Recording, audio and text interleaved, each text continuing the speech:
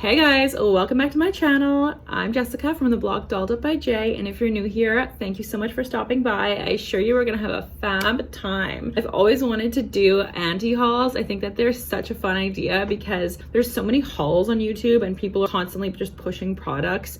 I mean, I've done that in videos as well, and I think that it's just so much fun to see what people actually don't want to buy that are new releases and why, especially because a lot of us are in quarantine and some people have their jobs affected. I think that this year's Sephora Rouge sale was probably one of the lowest turnouts. Everyone I've spoken to about the sale who normally shops it just didn't shop it.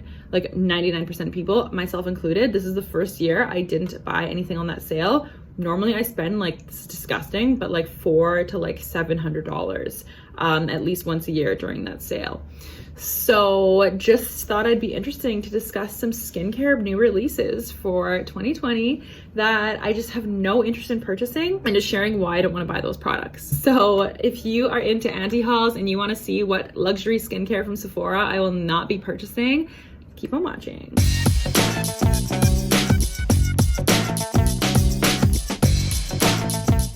Okay, so I have my laptop here with all my notes because I'm a scholar. And the first product is the Drunk Elephant Silly Lotion. So basically, Drunk Elephant released a whole self-care line recently on Sephora. And this includes like a cream body wash, a deodorant, shampoo and conditioner, and then part of it is this lotion. The line I am intrigued by, but again, because stores aren't open, I can't go and test any of the feels and smell products. Also, Drunk Elephant is notorious for being such an expensive brand. Their lotion is $26 for 250 mils.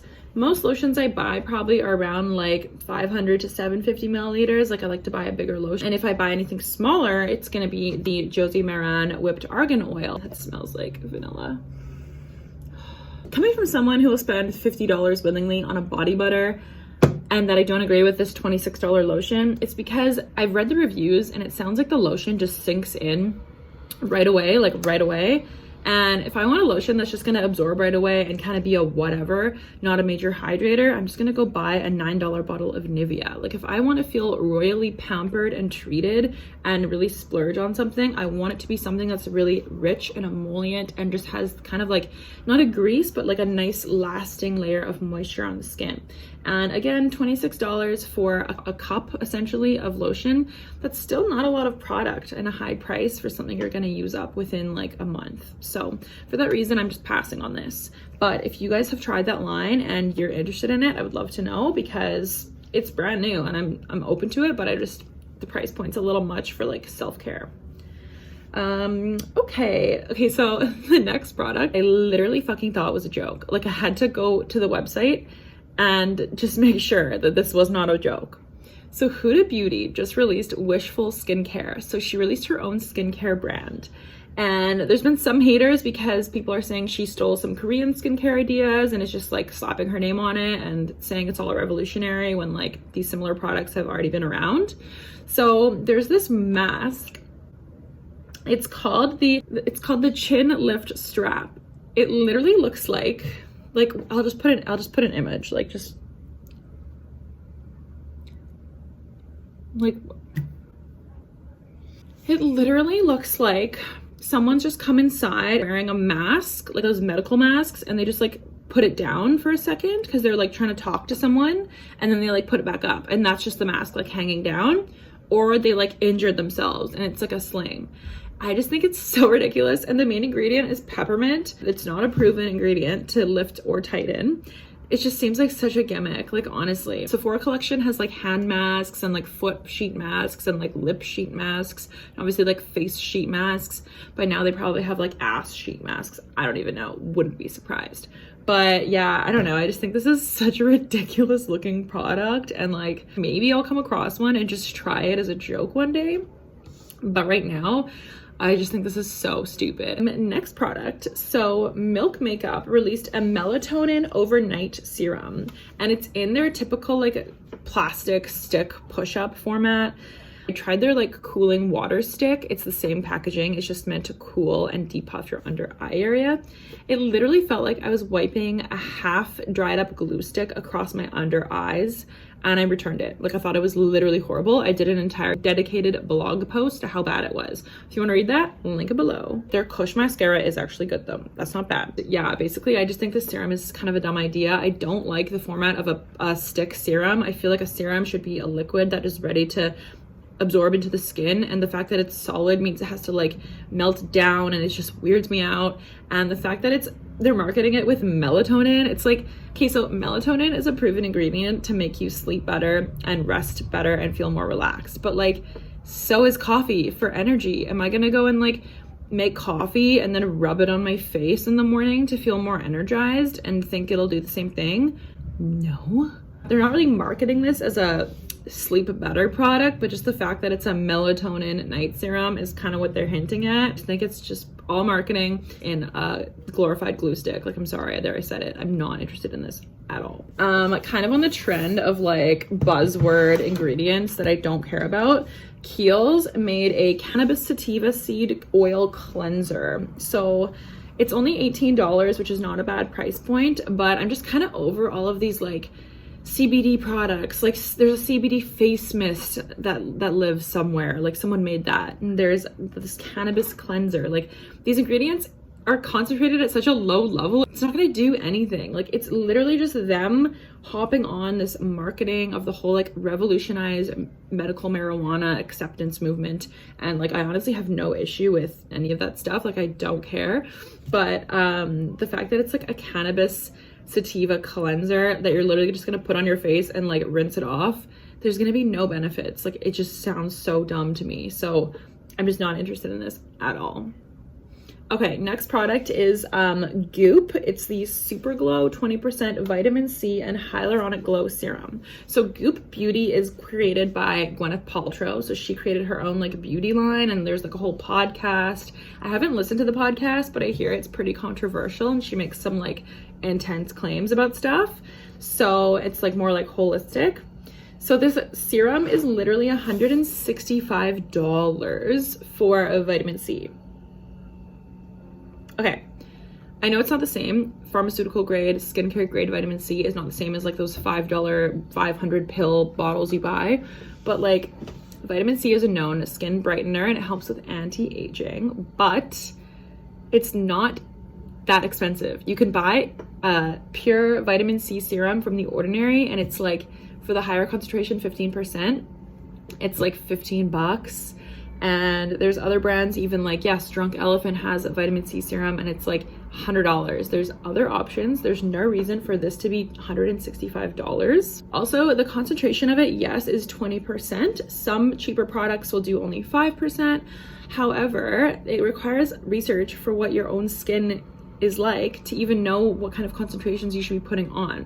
There's this weird inference that a product that has like way more percentage of an active ingredient is better for you. Not necessarily. Honestly, before I would buy a 20% vitamin C serum product, I would definitely research like what kind of concentration is better for like dry skin, people in my age group. Don't get phased just because something says it's 20%. It's not necessarily better for you, and I just don't think that vitamin C needs to be $165. Like, fundamentally, I just think it's like, there's better things you could spend your money on, whatever. Okay, and on the expensive train, so Guerlain has this, they have this skincare line called Orchidee. I'm gonna butcher this, Orchidee Imperiale. It's like Imperial Orchid. This particular product is an age-defying and brightening serum. Basically, they made this new line. It's their like white line, so it's like a brightening. The fact that this serum is $658 and everything in the line is also about $500 to $600 just exactly shows who they're trying to market this to. And honestly, like, if you have the kind of money where you're going to be buying a serum that's $600, just go get some fucking Botox or like go get a facelift. Honestly, I'm sorry, like, I'm not trying to promote plastic surgery, but a $600 serum is not going to radically change your face that much. Like, just go get a skin treatment or a series of them. I think this is just crazy. This is so crazy. This is also online only, by the way, with Sephora. This is online only. So to be ordering an online only $650 fucking serum is like nuts. And some of the reviews were actually really funny. Hold on, I'll look them up. Okay, so there's actually no reviews about this exact serum because the price is so ridiculous and it's so new, but I did find a couple reviews for the same line, but it's the Orchidee Imperiale Anti-Aging Cream, and this one is $587, so you are getting a significant discount. Oh, we have a visitor. Though one of the reviews says 1 star, hard pass, insanity, way too much fragrance. There are 0 claims this does anything beneficial to your skin. This is only going to create problems for your skin. Okay. Next review, 1 star, outdated formula, too much fragrance. This product line has a heavy, overpowering fragrance. The cream feels as if it's drying out my skin. In fact, my skin feels dry in the morning, not dewy. So, I mean, you spent $600 on that before taxes. Imagine, literally imagine. Then there are actually a couple that say great splurge, amazing, miracle cream. So I mean, like, maybe I'm being too harsh on this product. Maybe if I had an extra $600 to throw away on a cream that'll last me 2 months, I would have a more informed opinion. The Ordinary just released a Hemi Squalane, so it's a plant-based squalane. It's only $5.80, and squalane is basically a super moisturizing, like, serum type ingredient, or you could just use it as a moisturizer on its own, and it's super effective. And because they already have a squalane that I own that was released like 2 years ago, and it's plant-based, I also actually found that that serum was like literally way too rich, even for 2 drops. It leaves this like slick feeling on the skin, and it just was not pleasant. So for that reason, I'm just like not into this serum at all. So next product is the Charlotte Tilbury Instant Magic Facial Dry Sheet Mask. Basically, these are a set of 4 sheet masks that you're meant to use dry on your face, and it's $108 for a set of 4. The description on this is really funny and like way too scientific for what it is. Listen to this. It literally says, has a biometric vector delivery system that allows for a prolonged release of actives and powers them into the epidermis. It is a dry textile mask imprinted with active ingredients. Most sheet masks are water and glycerin that you slop onto your face and oversaturate. I mean, there probably is some scientific claims to the fact that you're just like putting on these super soaking, like super moisturizing masks on your face that are maybe like oversaturating your epidermis, and then your skin can't fully absorb. And so this is supposed to like meld with your body temperatures and body oils and like extract the ingredients. But the reviews were super mixed. Most of them said it's like a waste of money or it's just ineffective. Kind of like, hey buddy, it was kind of like a trending like idea for a bit there, but I don't know. I just don't think that these masks are like, I just wouldn't buy these. Like there's no reason for me to want to put like a dry sheet of paper on my skin. I actually like wet sheet masks. I just enjoy the cooling sensations that they give because it's like a wind down night, especially in the summer. It's so refreshing. So not into it. Okay, so the next product is the Glow Recipe Watermelon Glow AHA and BHA or Pore Tight Toner. This is a new release on Sephora. Obviously the Glow Recipe Watermelon line was like viral. That line went viral because it literally smelled like watermelon and Jolly Ranchers. It was just delicious. And I honestly do love the sleeping mask from that line. It's so refreshing. And I did like the watermelon, like the moisturizer is called like watermelon juice or something. It's a really nice summer moisturizer. I do really enjoy it, but I don't know, they came out with this toner and the toner is $45. The moisturizers are also around like $45, $50 for a full size. If you're gonna spend the money on a moisturizer versus a toner, historically speaking, in my skincare adventures, toners are just like a cheaper item that you use in your skincare routine after cleansing and make you ready to receive all the serums and the next layers that you're putting on your skin. I don't necessarily think toners are even like that necessary. I mean, I think it is kind of a luxury item, but I know that it's just one of those skincare things that we all kind of do now. Do you guys use toners? I'd be really interested to know, because I know, for example, like primers, not everyone uses primers with makeup. So like, do you really need a toner for skincare? I honestly don't know. I've just been like bred to want to use one. It's weird. Yeah, honestly, this $45 toner, it just doesn't really interest me. And maybe if it was like $25, I might check it out, but I'd rather just buy one of their moisturizers for the same amount of money. We're already talking about Goop products. So the products are pretty much all in Sephora now, and there's like a salt scrub and a body scrub and like a cleanser, and like the body scrub is $56 fucking dollars. The salt scrub shampoo is $60 and the clay body cleanser is $42. Like, okay, this is making Drunk Elephant actually look cheap. So I would actually be interested in trying these products, but I'm sorry, a $60 body scrub is just like ridiculous. Like you're literally just gonna scrub it on your body and then put it down the drain. Like it's not even gonna have lasting power. It's gonna be like a quick experience, and it's $56 for 200 milliliters. So like literally less than the volume of this cup is what you're paying for. And I just think that's ridiculous. Also, this is literally glorified salt. Like you're paying $56 for salt, like salt. No wonder this brand is just becoming like $1 billion company. Like, profit margins, like she's got that down for sure if people actually buy this. Okay, and then the last product is the Ouai After Sun Body Soother. This is not like the newest, but it's definitely still new. So basically it's a mousse. I honestly would be interested in trying this product if it wasn't for the fact, so the first ingredient is butane, which is like a gas. The second ingredient is water. The third ingredient, although they advertise coconut and cucumber and aloe to be the main ingredients in the Sephora description, if you actually look at the ingredients, the third ingredient is alcohol denat.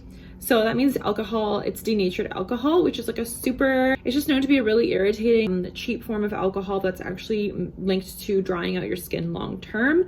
And it's not like a vegetable origin alcohol that's known to be a little bit more emollient that they do use in a lot of like hair and skin products.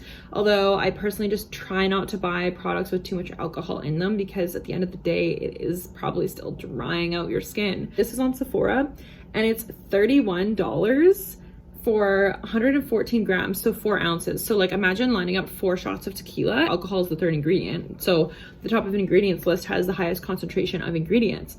So honestly, like the fact that it's not even like aloe, coconut, cucumber, if it was like that, I'd be like, okay, like it's a mousse. I understand they can't fit as much product in those moussey containers because it's just all compressed. That way when you press on it, it just goes all psh. Yeah, that's just like, it's so disappointing. Like if you want a nice affordable aloe skincare after sun that's really good and natural, get the Mario Badescu spray. It's affordable, and literally one of the first ingredients is aloe. Like it says aloe and it is aloe, and there's a reason those sprays are so popular. Like I don't know, I would try this just to try the texture, but the fact that it has alcohol, you're putting that as an after sun body soother. Like you're gonna just feel your burn is gonna get more intensified. Like it's not gonna help your burn. So I just honestly like have no interest in buying that product just because of the alcohol in it, which is too bad because it actually seemed like a cool product, how it's like a mousse, but say la vie. Okay, you guys, that concludes this video. My shirt's covered in cat hair. Me and my son are going to go and relax and slather ourselves in Mario Badescu aloe spray. I think we've bashed enough products on YouTube. Thank you so much for watching this video. If you enjoyed this anti-haul, definitely give the video a thumbs up. I would love to know in the comments as well if any of these products are on your radar or if they're not at all and why. If you want to see more of this content, definitely don't forget to subscribe down below. I'd love to see you back on my channel. And thank you so much for watching.